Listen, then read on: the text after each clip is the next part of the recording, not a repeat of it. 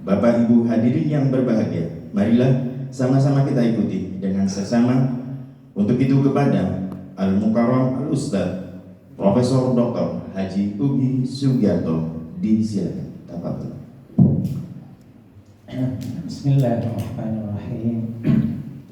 Alhamdulillahirabbil alamin wassalatu wassalamu ala asyrafil anbiya'i wal mursalin sayyidina wa habibina wa syafi'ina Muhammadin sallallahu alaihi wasallam wa ala alihi wa sahbihi ajma'in. Rabbi shrah li sadri wa yassir li amri wa hlul 'uqdatam min lisani yafqahu qawli.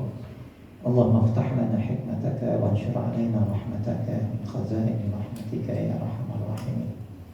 Allahumma nawwir qulubana bi nuri hidayatika kama nawwartal ardha bi nuri syamsika abadan abada bi rahmatika ya arhamar rahimin.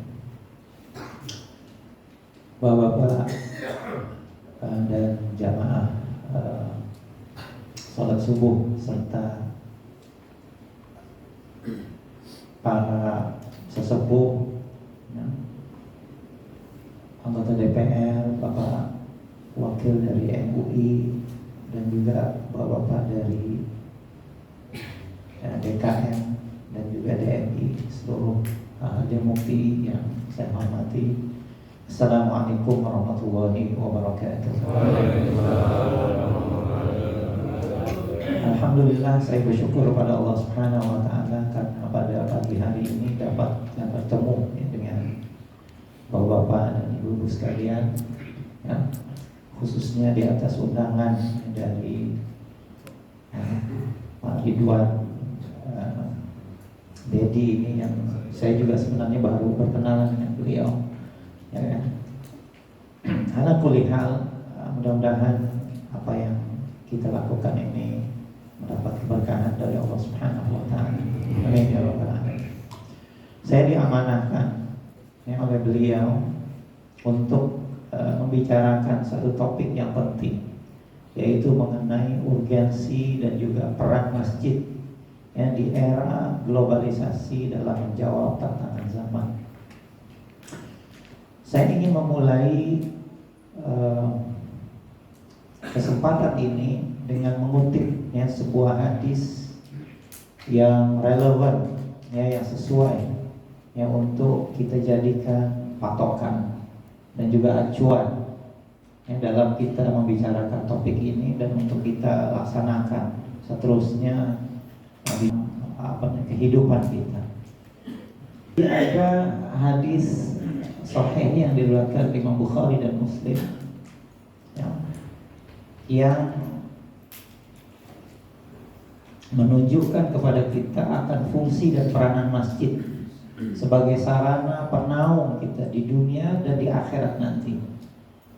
Hadis itu adalah berbunyi Bismillahirrahmanirrahim.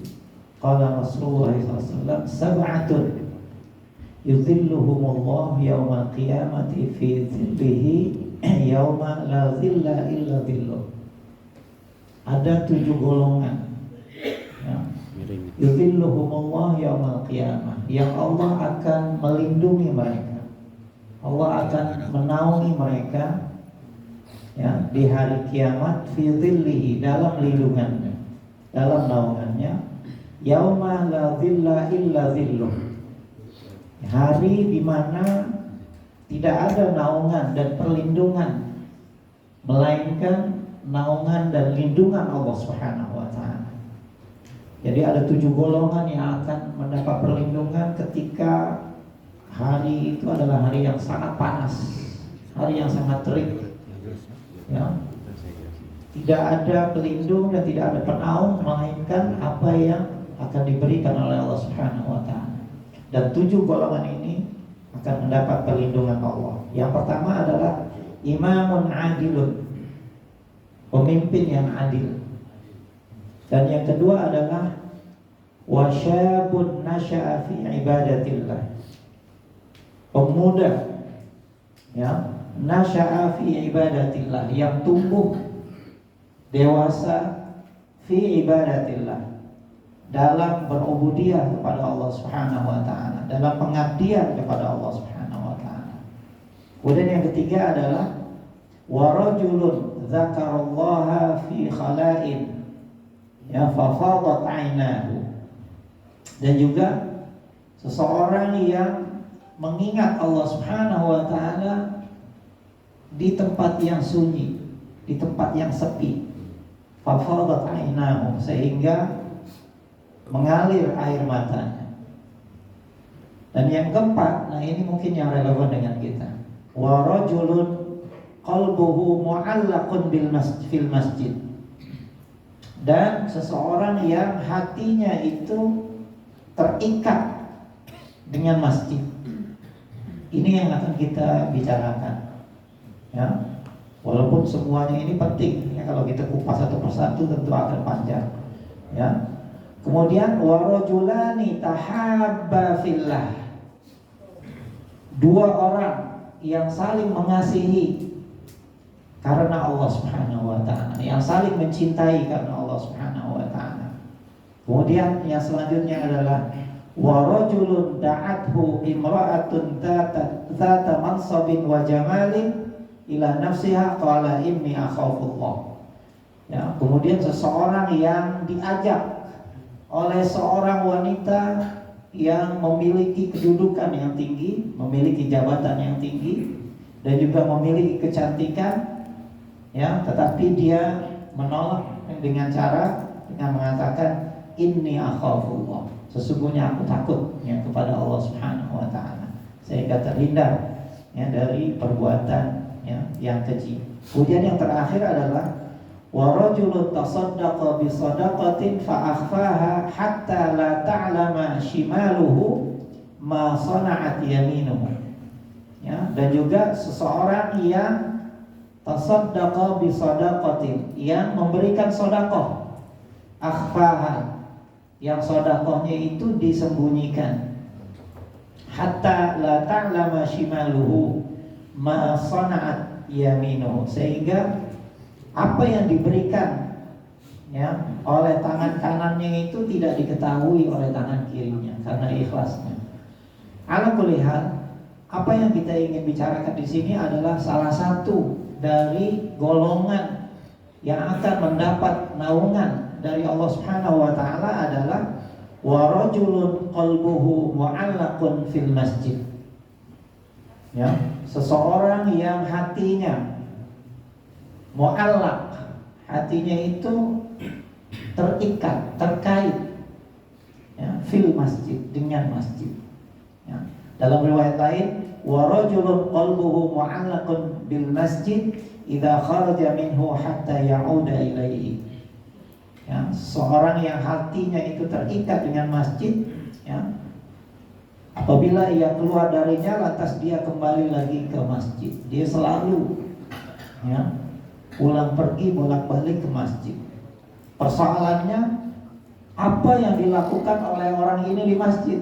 Kalau seandainya dia berbolak-balik ke masjid, agaknya apa ya Bapak Ibu sekalian? Kalau seseorang itu berbolak-balik ke masjid, agaknya apa yang dia lakukan?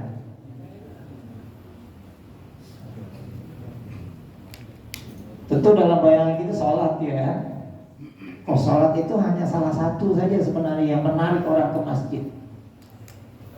Banyak sebenarnya faktor-faktor yang membuat orang itu tertarik ke masjid.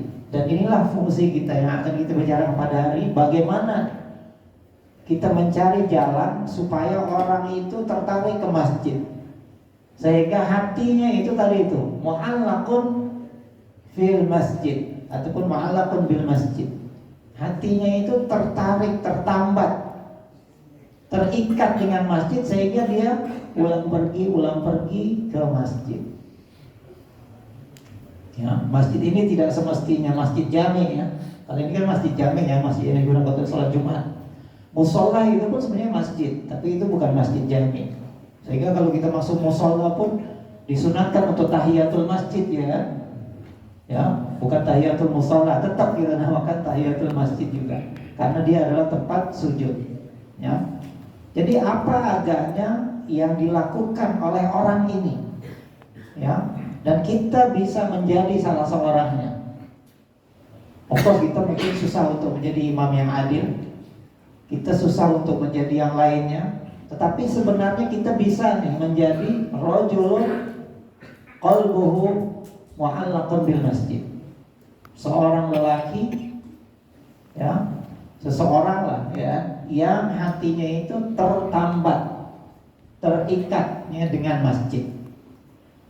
Oleh sebab itu maka sebenarnya masjid itu bukan semata-mata tempat ibadah, walaupun dia adalah tempat yang paling penting untuk beribadah. Tetapi kita bisa fungsikan masjid itu lebih dari itu, sehingga ibadah kita itu menjadi lebih bermakna ya dalam hidup kita. Nah, saya ingin mengusulkan kepada kita semua, ya, mari kita jadikan masjid ini sebagai tempat yang memiliki fungsi tambahan, fungsi value added ya dari tempat ibadah. Saya ingin mengusulkan kepada Bapak DMI di sini, ya, untuk memfungsikan masjid. Mungkin ini sudah berjalan sebahagian, ya. Sekurangnya menjadi 4 fungsi. Ini dalam konteks kita menjawab tantangan zaman yang akan kita sentuh nanti. Yang pertama, masjid sebagai sarana ibadah, ya. Masjid sebagai tempat untuk kita memanage. Karena apa? Karena di antara orang yang hatinya tertakluk dengan masjid juga adalah pengurus masjid, ya. Dan tentu pengurus masjid dia harus berbolak-balik kan ke masjid, ngurusin masjid. Tentu hatinya tertambat dengan masjid. Jadi bapak-bapak yang jadi pengurusnya, alhamdulillah, mudah-mudahan Allah Subhanahu wa taala masukkan dalam 7 golongan ini, ya. Kalau bapak-bapak menjadi pengurus masjid. Karena bukan hanya ibadah, ya, mengurus itu sendiri pun bisa diartikan sebagai rajulun qalbuhu mu'allaqun bil masjid. Seorang yang hatinya tertambat ke masjid karena dia ngurusin masjid, ya. Dan yang ketiga adalah pelengkap kepada pendidikan dan ilmu. Karena kita punya lembaga pendidikan yang namanya universitas, yang namanya sekolah, yang namanya pesantren. Tetapi masjid juga bisa menjadi pelengkap, bisa menjadi komplimen, ya, kepada lembaga pendidikan yang formal yang sudah ada. Nanti kita akan bicarakan. Dan yang keempatnya adalah sebagai pusat kegiatan masyarakat. Saya akan membicarakan satu persatu dalam konteks, ya, permasalahan kita. Nah, sebelum kita masuk ke sana, karena judulnya itu adalah peranan masjid dalam era globalisasi, mari kita pahami dulu tentang konsep globalisasi ini, ya. Jadi globalisasi ini berasal dari perkataan globe. Globe itu artinya bola bumi. Itu arti dari kata globe. Kalau kita bilang global, ya, global itu artinya sudah mendunia, sudah menjadi sesuatu yang umum. Itu berasal dari perkataan globe.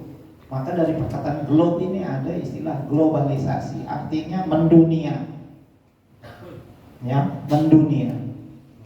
Nah, dalam beberapa definisi disebutkan globalization is the process by which ideas, knowledge, information, goods and services spread around the world. Ya, maaf saya menggunakan bahasa Jawa nih, ya. Globalisasi adalah sebuah proses, ya, yang mana ide, gagasan, ya, ilmu, ya, knowledge, information, ya, informasi, maklumat, goods and services, barang-barang dan jasa, spread around the world, tersebar ke seluruh dunia. Jadi ide-ide, gagasan, bukan saja ide tapi barang-barang dan juga jasa itu tersebar cepat di seluruh dunia. Sekarang inilah buktinya, ya. Kalau ide itu cepat sekali, ya kan, kita dapat informasi, ya, di HP kita, apa yang terjadi di Amerika itu dalam waktu beberapa menit saja sudah sampai ke kita sekarang ini, ya. Begitu juga barang-barang Cina, barang-barang Eropa sekarang ini mudah sekali masuk, barang-barang kita juga keluar. Begitu juga jasa, ya kan, sekarang ini pergerakan labor, ya, pergerakan pekerja, ya, keluar masuk dari luar ke Indonesia, dari Indonesia keluar. Ya, pengalaman saya sendiri ya, bekerja di beberapa negara, ya, ketemu dengan teman-teman. Sekarang ini pergerakan labor itu ya sangat mudah sekali. Ya, Jakarta Kuala Lumpur itu lebih dari 10 penerbangan satu hari, ya kan? Jadi ini kita hidup di era yang seperti ini, di era globalisasi, ya, di mana ide, ilmu, informasi, barang-barang, jasa dengan cepat tersebar dari satu pelosok alam ini ke penjuru alam yang lain. Ya. Nah, globalisasi ini, proses globalisasi ini diperkuat dengan revolusi keempat yang disebut sebagai revolusi information technology. Inilah zaman kita nih, zaman information technology. Dalam zaman teknologi informasi ya, informasi itu sangat cepat sekali kita terima. Ya, tapi ini informasi Bapak. Informasi itu berbeda dengan ilmu ya. Di bawah informasi itu ada data. Data yang teratur itulah baru menjadi informasi. Gimana informasi ini tidak selamanya kita bisa gunakan, dia sebentar-sebentar saja. Ya. Ada yang lebih langgeng lagi yang namanya ilmu. Ya. Nah di atas ilmu itu ada yang lebih kekal lagi, namanya wisdom. Namanya adalah kebijaksanaan.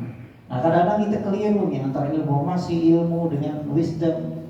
Ya, mungkin di lain waktu kita akan bisa bicarakan ya tentang ilmu. Ala kulihat, proses globalisasi ini sebenarnya dibantu juga dengan revolusi ya information technology. Ya. Dan baru-baru ini kita mengalami satu peristiwa besar yang kita sebut sebagai COVID-19. Ya. Bahwa Pak, sebagiannya mungkin merasai. Saya sendiri sebenarnya ketika di Oman itu kena COVID-19. Saya masuk rumah sakit, istri saya masuk rumah sakit juga, ya kan? Dan waktu itu belum divaksinasi. Pokoknya kita mengalami ya satu penyakit yang berasal dari Cina tersebar ke seluruh dunia. Ini juga adalah proses globalisasi. Jadi globalisasi ini juga ada resiko-resikonya. Selain ada kebaikan-kebaikannya, juga ada resiko-resikonya. Ya bisa jadi sebuah kejahatan itu menyebar ke seluruh dunia ya dengan cepat. Dan bisa jadi juga kebaikan ya itu juga menyebar dengan cepat akibat dari proses globalisasi, proses yang revolusi ya informasi.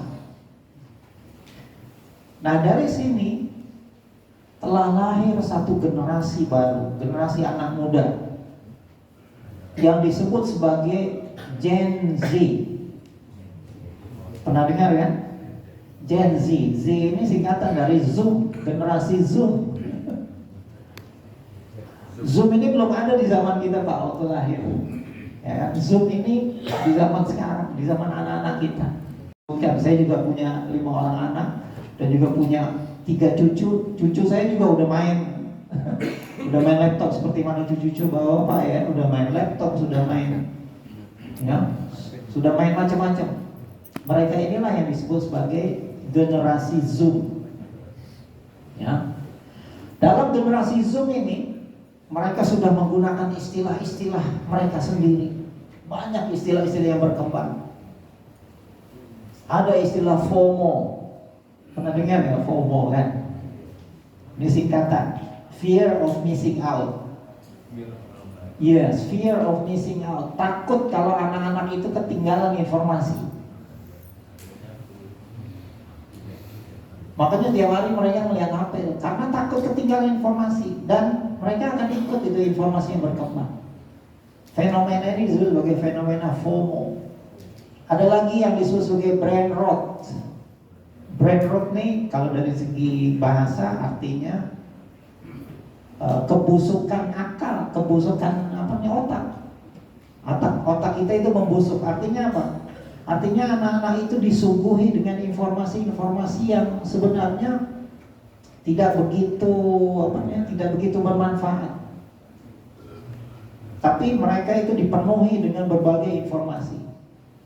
Ya, sehingga akhirnya otaknya itu ya hanya terisi dengan hal-hal yang seperti itu. Otaknya itu tidak berkembang, malah rusak. Nah, ini ada istilah, ini disebut sebagai brain rot. Ada istilah post-truth. Post-truth ini orang sudah nggak percaya lagi ya dengan otoritas. Itu gara-gara COVID dulu orang nggak percaya sama dokter, orang nggak percaya sama vaksin. Kan ada golongan anti vaksin dan sebagainya. Ini adalah fenomena post-truth. Ada lagi fenomena post-trust. Ya, ada lagi selfie ya. Nah, selfie udah biasa gitu ya. Dulu kita belum ada tuh istilah selfie. Ya, flexing, pamer kekayaan ya melalui internet. Ya. Doom spending. Anak-anak muda kita nggak mikir lagi kalau mau beli gitu, langsung beli. Impulsif sekali pembeliannya, habis itu baru nyesel. Ya, nggak seperti orang tua yang mikir dulu, yang harus ada saving dulu. Tapi anak-anak sekarang ada istilahnya yang disebut sebagai doom spending. Ala kulli hal, ini beberapa istilah saja yang berkembang di era globalisasi dan juga di era ya information technology. Ya. Nah, sekarang ini istilah offline dengan online itu sudah biasa. Ya. Termasuk di kampus juga. Belajar secara online itu sudah jadi normal, sudah new normal. Jadi sesuatu yang baru, normal yang baru. Tapi sebenarnya online ini adalah pisau bermata dua. Dia bisa memberikan manfaat dan dia bisa memberikan mudarat. Ya. Fenomena ojol misalkan, ini fenomena online. Ojek online kan mudah kita mendapatkan transportasi. Mereka juga mudah mendapatkan pelanggan. Ada manfaatnya, ya kan? Tapi ada juga bahaya-bahaya dari online, seperti pinjaman online, yang interestnya dan bunganya itu sangat tinggi sebenarnya kalau dibandingkan dengan pinjaman dari lembaga keuangan yang formal. Cuman mereka nggak sadar bahwasanya interestnya itu tinggi. Memang mudah untuk mendapatkan pinjaman itu, tetapi resikonya. Nah, kemudian judi online. Ini juga akibat dari online tadi. Jadi kita sekarang berhadapan dengan zaman yang seperti itu. Terus bagaimana fungsi masjid? Nah ini ya, kita ingin meletakkan permasalahan kita ini dan juga bagaimana kita memfungsikan masjid kita ini di dalam menghadapi zaman yang seperti ini. Persoalannya, mampukah masjid kita berperanan dalam menghadapi tantangan zaman seperti ini? Inilah yang akan kita bicarakan, yang akan kita diskusikan dan akan menjadi renungan kepada kita semuanya, khususnya kepada bapak-bapak yang terlibat di dalam kepengurusan masjid. Yang pertama, kita tahu masjid itu adalah tempat untuk kita beribadah kepada Allah Subhanahu wa Ta'ala. Kita tahu manusia adalah makhluk rohani. Kita ini nggak bisa dipisahkan dari Tuhan. Kita tuh nggak bisa dipisahkan dari ibadah. Sebenarnya orang-orang sekuler, orang yang tidak beribadah, itu fitrahnya sudah rusak. Fitrah manusia itu Pak nggak bisa dipisahkan dengan Tuhan. Karena kita berasal dari sana. Karena kita berasal dari Tuhan. Kita berasal dari alam yang tinggi. Itu bukan berasal dari bumi ini. Roh kita itu berasal dari alam yang tinggi. Ya kan? Sehingga kita merindukan untuk kita kembali. Kalau fitrah kita masih lagi terjaga. Cuman fitrah kita itu bisa rusak. Nah, jadi sebenarnya fitrah manusia itu dia akan kembali kepada Tuhan. Ya, kita adalah makhluk spiritual. Fitrahnya ingin kembali kepada Tuhan. Dan sujud adalah posisi terdekat antara hambanya dengan Tuhan, dengan Allah Subhanahu wa Ta'ala. Rasul mengatakan bahwasanya sujud itu adalah posisi kita yang paling dekat dengan Allah Subhanahu wa Ta'ala. Dan manusia itu sebenarnya memerlukan sujud. Manusia itu membutuhkan sujud, karena itu adalah fitrahnya. Dan tempat sujud yang terbaik itu adalah masjid. Makanya masjid itu adalah tempat sujud. Perkataan masjid itu secara bahasa, ya, isim makan, ya, isim makan bukan makan pagi, bukan sarapan, isim tempat namanya. Ya, dalam ilmu sorof ada yang namanya isim zaman dengan isim makan. Kalau kita pengen buat isim makan, kita tambahkan mim di depannya, ya, dari fiil madinya itu. Kalau kita belajar ilmu sorof, makanya dari kata sajadah menjadi masjid, masjidun. Masjid artinya tempat sujud. Tempat kita dekatnya dengan Allah Subhanahu wa ta'ala. Itu sujud. Ini kalau kita membicarakan falsafah sujud ini pun akan bisa panjang, Bapak-bapak dan Ibu sekalian. Kemudian masjid juga adalah tempat sholat, ya, tempat sholat. Dan sholat itu adalah koneksi dan komunikasi spiritual dan juga sosial. Sholat itu adalah kata-kata sholat, ya, silat. Kita ada silaturahim, ya, itu hubungan, koneksi sebenarnya.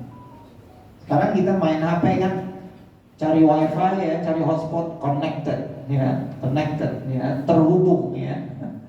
Sholat kita itulah hubungan kita dengan Allah Subhanahu wa ta'ala. Ketika kita sholat, kita connected. Roh kita, jiwa kita itu terhubung dengan Allah Subhanahu wa ta'ala. Seperti mana kita terhubung dengan wifi, terhubung dengan hotspot, kita terhubung, ya, dengan yang lainnya. Maka sholat begitu juga terhubung, ya, hubungan kita dengan Allah Subhanahu wa ta'ala. Di dalam masjid kita juga berzikir kepada Allah Subhanahu wa ta'ala. Zikir dan wirid adalah tanda kehidupan manusia. Karena Rasulullah bersabda, "Matsalul ladzi yadhkuru rabbahu wal ladzi la yadhkuru rabbahu kamatsalil hayyi wal mayyit." Perumpamaan seseorang yang ingat Tuhannya dengan orang yang tidak ingat Tuhannya itu adalah seperti orang yang hidup dengan orang yang mati. Jadi orang yang ingat Tuhannya itu hidup, dan orang yang lupa kepada Tuhannya itu sebenarnya mati. Walaupun kita lihat orang itu hidup, tetapi hakikatnya, hakikat rohnya itu adalah mati. Dan masjid adalah tempat untuk menghidupkan jiwa kita. Karena di dalam masjid itulah kita mengingat Allah Subhanahu wa ta'ala. Sayang sekali waktunya sangat singkat sekali, ya. Oh, itu waktu syuruk. Kirain waktu untuk berhenti, ya. Ya. Kemudian masjid juga adalah tempat kita beriktikaf.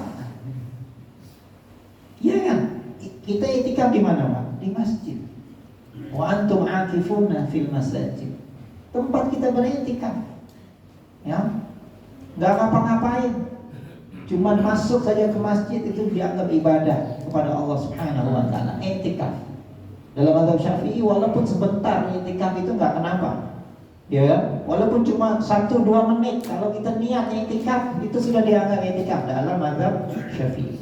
Ya, dalam mazhab lain berbeda. Ala kulli hal, ya, iktikaf. Ya, ketika kita iktikaf itulah kita bisa introspeksi, kita bisa muhasabah, kita bisa merenung. Ya, jadi kalau kita ada masalah pergilah ke masjid. Ya, sholat di situ, iktikaf di situ, merenunglah kita. Ya, mendekatkan kita, wasjud waqtarib. Sujud dan dekatkan diri kepada Allah Subhanahu wa ta'ala, ya. Kemudian di dalam masjid juga kita bisa tilawah, kita bisa membaca Al-Quran, ya, menghadirkan kalamullah di dalam diri kita, berkomunikasi dengan Allah Subhanahu wa ta'ala. Nah, di era globalisasi ini bukan hanya dimensi horizontal yang berkembang, ya, bahkan dimensi vertikal dan transendental sangat diperlukan. Memang di era globalisasi ini eranya adalah era vertikal. Ya kan, sesama kita nih bersosial, berkomunikasi. Tetapi fungsi masjid ini adalah bukan hanya untuk menyeimbangkan hubungan vertikal kita ini dengan horizontal, dengan Allah Subhanahu wa ta'ala. Itulah fungsi masjid, ya. Nah, kita jangan seperti masyarakat barat, Pak. Ya, masyarakat barat yang sudah kehilangan fitrahnya, sudah kehilangan kehidupan rohaniahnya, sudah sekuler, sudah ateis, sudah free thinkers, yang sudah menolak Tuhan. tapi di kalangan mereka juga sekarang sedang mencari jalan. Banyak sekarang orang-orang, ya, orang-orang bule gitu, ya, orang putih, ya, orang Eropa, orang Amerika yang mencari jalan spiritualismenya sendiri, dan banyak yang akhirnya menemukan Islam, dan keislaman mereka bagus-bagus, jauh lebih bagus dari kita nih yang dilahirkan dalam keadaan muslim, ya. Nah, ini salah satu fungsi masjid yang kita tidak bisa nafikan, yang kita tidak bisa sangka. Tetapi ya, masjid yang seperti ini, masjid yang nyaman untuk kita jadikan tempat sujud, tempat sholat, tempat zikir, tempat i'tikaf, tempat baca Quran, ya kan? Ini harus di-manage dengan baik. Maka fungsi yang kedua adalah manajemen masjid. Masjid ini harus di-manage, harus punya tata kelolanya, ya kan? Punya manajemennya. Nah, ilmu manajemen ini sederhana. Dulu karena bidang saya ekonomi, salah satunya juga adalah manajemen. Manajemen ini bisa disingkat menjadi POLCR. Planning, Organizing, Leading, ya, Controlling and Reviewing. Ya. Jadi yang namanya manajemen itu bermula dengan planning, bermula dengan perencanaan. Karena ada istilah those who fail to plan is planning to failure. Mereka yang gagal untuk merancang ataupun merencanakan, maka sedang merencanakan kegagalan. Maka yang pertama, yang manajemen masjid itu adalah perencanaan. Mau kemana masjid kita ini? Harus direncanakan dengan baik. Merencanakan programnya, merencanakan keuangannya, karena setiap program itu dia akan perlu kepada financial support, ya. Merencanakan developmentnya, pembangunannya, prasarananya, ya. Termnya bagaimana? Ada short, medium, dan long term. Bagaimana short term planningnya, medium planningnya, long term planningnya bagaimana? Ya. Makanya masjid juga harus punya visi dan misi, ya, karena dengan adanya visi dan misi ini akhirnya planning itu terpandu. Jadi yang pertama itu adalah organizing, bagaimana kita mengorganisasikan itu, ya, bagaimana kita melaksanakannya, executionnya, implementationnya, recording, ya, kita mencatat semua kegiatan kita, data collection, kita harus punya data juga, ya. Kemudian immediate feedback, masukan-masukan, ya, dari jamaah, ya, dari stakeholders kita di masjid ini, ya. Kemudian leading. Nah, ini ada top management inisiatif. Bagaimana, ya, pengurus yang tertinggi ini punya inisiatif. Dan manajemen ini juga harus by example, dengan contoh, ya. Makanya pengurus juga harus aktif di masjid, aktif sholat, ya, harus memberikan contoh. Jangan pakai remote control saja, ya. Dia harus terlibat langsung, ya, dengan kegiatan masjid. By example, by consultation, ya, ada musyawarah, ya. Kemudian responsible and accountable, ada responsibility, ada accountability, ya kan, ada laporannya, ya, ada manajemennya, ya, ada check and balance. Kemudian controlling, ya, plan to objective, bagaimana mencapai tujuan masjid, ya, minimizing deviation, coba perkecil penyimpangan-penyimpangan yang sudah di-plan, ya. Ad hoc and plan B, adakan, ya, plan B, ya, seandainya terjadi deviasi. Dan juga kemudian yang terakhir adalah reviewing, ya, kita meninjau kembali, ya, manajemen kita. Nah, reviewing ini ada rumusnya, pakai SMART, ya. S ini spesifik, harus spesifik. M ini measurable, ya, kita bisa ukur, ya. A itu adalah achievable, tujuannya itu kita bisa capai, ya. R itu realistic, nggak terlalu muluk-muluk, ya, realistic, ya. Dan T-nya itu adalah time frame, ada waktunya. Nah, ini bapak-bapak sudah tahu tentunya, ya, hal ini. Jadi masjid ini salah satunya juga harus di manage, ya, dengan baik, ya. Nah, yang ketiga, fungsi masjid itu sebagai pelengkap pendidikan dan ilmu. Sudah tentu ya, di masjid kita ini ada kegiatan-kegiatan keilmuan dan kependidikan kan? Seperti pada hari ini ada ceramah ya. Ini biasa di masjid itu ada apa? Ada berbagai kuliah kan? Ada berbagai kajian ba'da sholat. Kajian ba'da sholat maghrib, kajian ba'da sholat subuh, ya kan? Ada peringatan hari-hari besar Islam, hari Maulid, ya kan? Hari Isra Mi'raj, ya, hari hijrah. Ya, biasanya masing-masing itu mengadakan program. Ini adalah program keilmuan, ya, program pendidikan. Khutbah Jumat, ya, khutbah hari raya, ya. Kemudian ada juga kadang-kadang dibuat kajian-kajian khusus, ya. Ini adalah bagian dari tadi itu menarik masyarakat supaya kita ada tadi itu keterkaitan, keterikatan, ketertambatan dengan masjid, supaya masyarakat itu tadi itu qalbuhu mu'allaqun bil masjid, hatinya itu tertambatnya dengan masjid. Jadi program-program yang seperti ini adalah di antara program-program yang bisa menarik ya masyarakat ke masjid ya. Ada kajian khusus yang bersifat informal ya.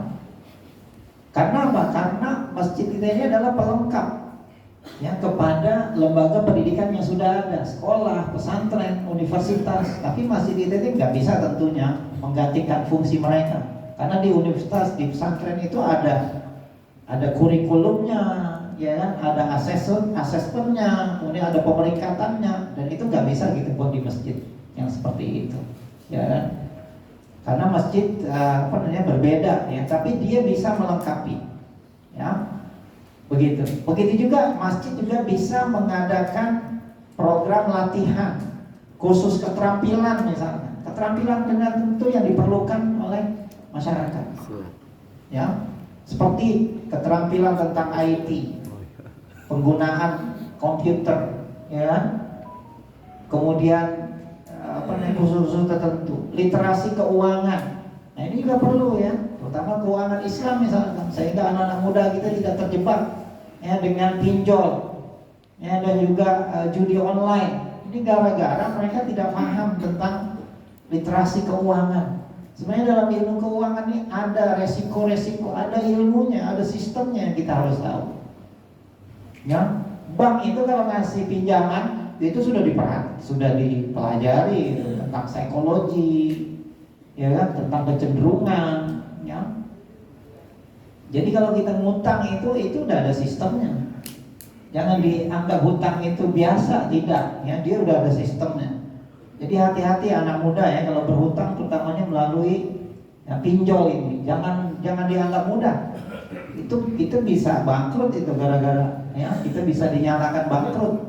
Dan apa implikasinya kalau kita dinyatakan bangkrut? Nama kita sudah disebut sebagai orang yang bangkrut. Itu masa depan kita akan hancur.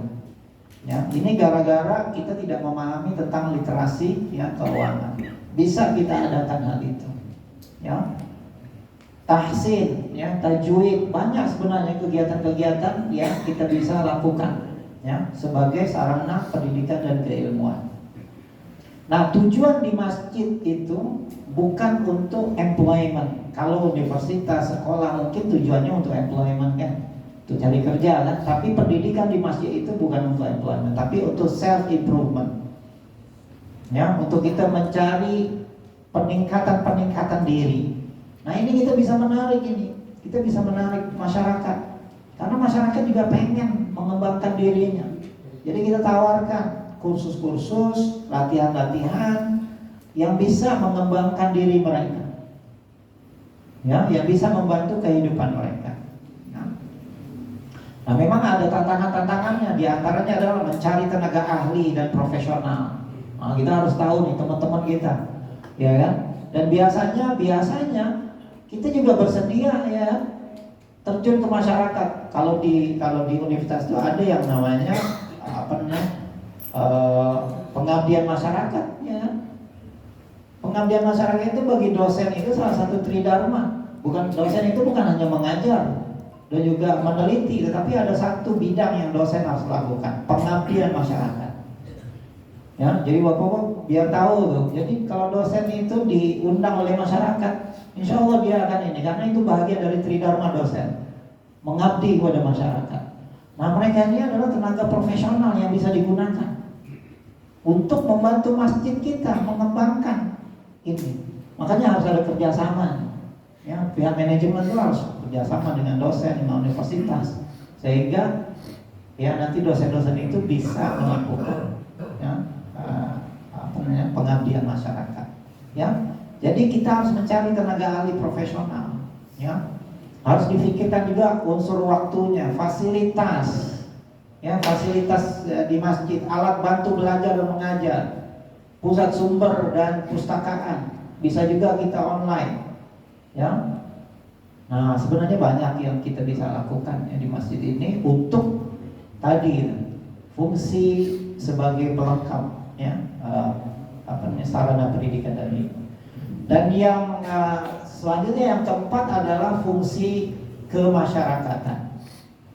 Ya, karena waktunya yang ini fungsi kemasyarakatan.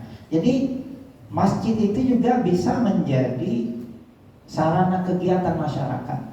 Dan masyarakat ini kita ingin bataskan kepada komunitas. Karena beda ya antara society dengan community. Kalau society itu lebih luas, tapi community ini dia lebih dekat. Jadi masjid ini punya komunitas. Jadi biarlah masjid ini fokus kepada komunitas yang terdekat, yang tidak kepada society yang luas. Ya, jadi komunitas. Ya. Mari kita jadikan masjid kita ini sebagai, dalam istilah ekonomi ada yang namanya public good. Ya, public good ini adalah sarana umum yang masyarakat itu nggak bayar untuk mendapatkannya, dan nggak perlu kita, dan nggak ada yang bisa menghalang. Ya, itu namanya public good. Nah, masjid ini adalah sebagai salah satu contoh public good. Siapa yang menghalang misalnya orang mau sholat? Nggak ada kan, walaupun dia nggak bayar. Kan biasanya kalau kita ingin dapat satu kenikmatan kita harus bayar ya. Itu private good. Private good gitu ya. Kalau kita pengen mendapat satu kenikmatan, satu manfaat, ya kita harus bayar. Kalau enggak ya kita nggak bisa. Tapi masjid ini adalah public good, yang manfaatnya itu kita bisa dapat tanpa perlu membayar. Mau sholat nggak perlu bayar, mau wudu nggak perlu bayar, mau buang air kecil nggak perlu bayar. Ya, nah makin besar fungsi masjid sebagai public good, makin kuat lagi daya tarik masjid itu. Makin banyak lagi orang yang nanti hatinya mu'allaqun bil masjid, orang yang hatinya tertakluk kepada masjid, terutamanya anak-anak muda. Ya, Gen Z tadi. Ya. Jadi public good-nya adalah milik bersama. Dia sifatnya non rivalry, nggak ada kompetisi di situ, and non excludability, nggak ada yang bisa kita ya tolak walaupun dia nggak bayar. Ya. Nah, kita tahu bahwasanya masing-masing masjid ini sudah punya kegiatan masing-masing. Nah, ini kalau saya ada waktunya saya bisa. Di Indonesia ini ada satu masjid yang terkenal, Masjid Jogokarian ya, di Yogyakarta. Spektakuler, dan saya diberitahu juga bahwasanya masjid kita ini di sini juga benchmarknya itu dengan masjid sejuta pemuda ya kan, di kota Bumi, di Sukabumi ya. Dan kita juga bisa membuat perbandingan sebenarnya masjid-masjid di luar negeri. Saya sendiri punya pengalaman ya, masjid di Malaysia misalnya, karena saya lama di Malaysia. Saya 24 tahun di Malaysia dan sempat terlibat juga ya, sempat jadi imam di salah satu musola di sana, ya kan? Dan masjid-masjid di sana juga musolanya juga yang swasta, karena memang masjid di sana itu kebanyakannya dibiayai oleh pemerintah. Ya, tapi ada juga yang swadaya masyarakat. Ya, sebenarnya kita bisa membuat perbandingan. Ya, dan salah satu masjidnya ataupun musola di dekat rumah saya itu di sana, yang saya amati berbeda ya dengan yang lain. Masjid itu punya pengurusan tentang jenazah nih, dari A sampai Z diurusin sama masjid. Apabila ada komunitasnya yang meninggal misalkan, itu pengurusan jenazahnya dari mulai A sampai Z, dari mulai penguburan apa semua, tahlil apa semua ya, itu diurus, ada pengurusnya. Dan itu masing-masing memang ada sumbangannya ya. Jadi seperti apa namanya, membership gitu kan, sumbangan ya. Dan nanti mereka uruskan. Nah itu sangat bermanfaat sekali ya. Nah, itu salah satunya saja ya, yang kita bisa membuat. Nah, jadi masjid itu juga adalah pusat kegiatan masyarakat dan komunitas. Ya. Nah, ini slide saya yang terakhir nih Pak. Ya, saya nggak panjang-panjang. Ini slide saya yang terakhir. Setelah itu kita bisa berdiskusi. Nah, untuk mendapatkan semua itu, kita itu berhadapan dengan tantangan. Nah, tantangan inilah yang harus kita hadapi bersama. Kesusahan-kesusahan ini. Apa di antara tantangan-tantangan itu ya? Saya kemukakan beberapa saja untuk kita pikirkan dan mudah-mudahan kita bisa hindari. Yang pertama adalah perpecahan, ya, akibat faham yang bersifat furu'iyah dan ranting. Nah ini terjadi ya, sehingga komunikasi masjid kita itu tidak berjalan lancar gara-gara masalah khilafiyah.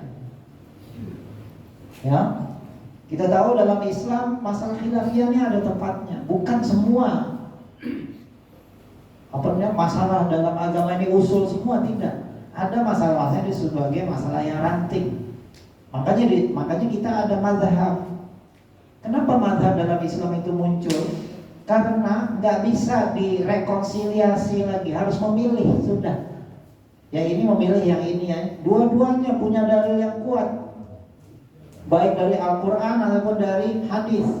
Jadi kita tidak bisa, Bapak Ibu sekalian, menyatukan umat ini jadi satu semua sama gitu seperti robot dengan hanya kembali kepada Quran dan hadis, nggak bisa. Mazhab itu juga sudah punya Quran dan hadisnya, tinggal lagi nanti tafsirnya berbeda, ya kan? Cara penilaian hadisnya berbeda, ya. Nah, jadi ada hal-hal yang sifatnya furu'iyah. Biarlah kita paham, ada hal-hal yang sifatnya furu'iyah yang kita harus saling menghormati. Ya, nggak bisa kita memaksakan hal itu. Ya. Nah, di Indonesia kita sudah punya mazhab yang resmi di Nusantara ini, mazhabnya Syafi'i. Kalau kita betul-betul belajar mazhab Syafi'i, kita itu akan tahu bahwasanya kadang-kadang kita dituduh kita nggak punya dalil gitu kan, nggak punya dalil dari hadis. Sebenarnya tidak juga. Banyak kalau kita ingin kemukakan dalil-dalil itu ya. Kita juga, mazhab kita ini juga disokong oleh Al-Quran, hadis, ijma, qiyas dan sebagainya. Begitu juga mazhab-mazhab yang lain. Ya, nah ini udah satu topik yang tersendiri yang harus kita bincangkan juga, karena ini berkembang juga dalam masyarakat kita kan. Kita berpecah gara-gara masalah yang furu ini. Ya, dan masjid itu juga hanya terpecah. Ada masjid ini, ada masjid itu dan sebagainya. Ya, gara-gara masalah furu. Ya. Kemudian yang kedua adalah perebutan kepengurusan masjid karena motif ekonomi. Nah, ini masjid jadi kantor, jadi tempat profesi ya. Ini juga kita harus hati-hati. Ya kan, biarlah masjid itu adalah tempat kita berkhidmah, tempat kita beramal soleh, bukan jadi kantor. Ya, makanya harusnya bapak-bapak juga bekerja ya, Tuhan kalau udah pensiun, alhamdulillah.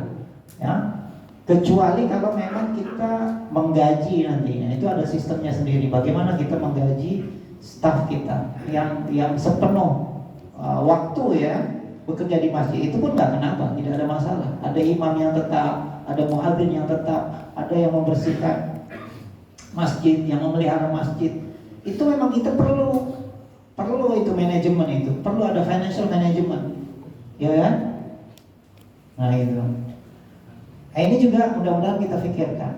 Kemudian yang ketiga, keterbatasan kegiatan hanya pada sarana peribadatan saja. Ada masjid-masjid yang ya fungsinya itu tempat ibadah saja. Tadi itu sarana ilmunya tidak berjalan. Kemudian manajemennya juga ala kadarnya. Kemudian fungsi masyarakatnya juga tidak berkembang. Ada yang masjid-masjid yang seperti itu kan. Alangkah baiknya kalau masjid ini ditingkatkan lagi, ya, kepada fungsi-fungsi yang lain. bukan hanya sekedar tempat ibadah. Walaupun itu adalah tempat yang utama, tapi kalau kita ingin menarik tadi, rajulun qalbuhu mu'allaqun bil masjid, itu nggak cukup hanya dengan ibadah saja. Kita harus mencari sarana-sarana yang lain yang untuk mereka, terutamanya anak-anak muda nih, supaya tertarik dia dengan masjid. Ya. Kemudian yang keempatnya adalah kualitas bangunan masjid yang tidak terurus. Ada yang tidak terurus, tidak nyaman, kotor misalnya. Ada kan masjid-masjid kita yang seperti itu. Ya. Kemudian yang kelima, masjid yang sepi jamaah. Walaupun indah dan megah, kan ada kan masjid yang tiangnya lebih banyak dari jamaahnya, kan ada. Ya, indah kan, tapi jamaahnya nggak ada. Nah ini juga ya sayang, ya sangat disayang. Ini menjadi tantangan kita semua. Kemudian yang keenam, masjid yang hanya diisi oleh orang yang sudah tua dan tidak ada pemuda yang memakmurkannya. Padahal tadi itu ada tuh, salah satunya adalah syabun nasya'a fi ibadatillah. Kan ada tuh satu golongan yang mendapat naungan dari Allah Subhanahu wa taala di akhiratnya adalah syabun. Syabunnya adalah pemuda, syabab. Ya, nasya'a fi ibadatillah, yang tumbuh dewasa dalam ibadah kepada Allah Subhanahu wa taala. Mana pemudanya nih? Dulu ada tuh pemuda masjid ya. Ya, sekarang mana pemudanya, ya?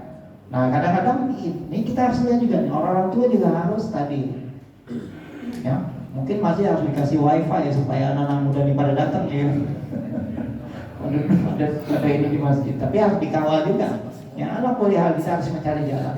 Ya, kita tidak mau mati ini hanya diisi oleh golongan tua saja, ya. Tapi biarlah golongan pemuda pun ya ada di dalam masjid. Dan yang terakhir adalah jangan masjid kita ini seperti gereja di negara-negara barat. Masjid ini berbeda dengan gereja. Konsep gereja ini, kalau gereja itu sebenarnya adalah mazhab. Gereja itu pahaman, aliran pahaman dalam Kristen ya. Terutamanya dalam Kristen Protestan itu perbedaan pahaman mereka itu ditandai dengan banyaknya gereja. Church ya, ada Unitarian, ada Mormon, ada ini, ada itu. Sebenarnya itu adalah perpecahan. Jadi gereja itu tidak sama dengan masjid. Walaupun dia tempat ibadah, tapi konsepnya itu berbeda. Dan karena masyarakat barat itu sudah sekuler, akhirnya gereja itu ditinggalkan. Ya. Dan banyak gereja-gereja yang dijual. Ya, kita baca di mana-mana ya, fenomena gereja yang dijual akhirnya dibeli ya oleh orang Islam ya, dijadikan pusat kegiatan. Ya. Bahwa dari ibu sekalian, karena waktunya yang sangat terbatas ya, saya limitkan perbincangan saya di sini ya. Jadi kita melihat bahwa sebenarnya masjid kita bisa berfungsi untuk menghadapi tantangan zaman seandainya kita kelola dengan baik. Sekurangnya apabila kita memfungsikan masjid kita dengan 4 fungsi tadi.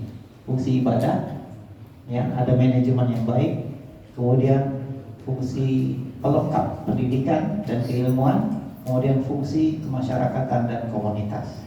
Ya, jadi mohon maaf ya, sekian ya dari saya. Mudah-mudahan kita dapat berdiskusi. Aku qouli hadza astaghfirullahaladzim li wa lakum. Wassalamualaikum warahmatullahi wabarakatuh. Waalaikumsalam warahmatullahi wabarakatuh.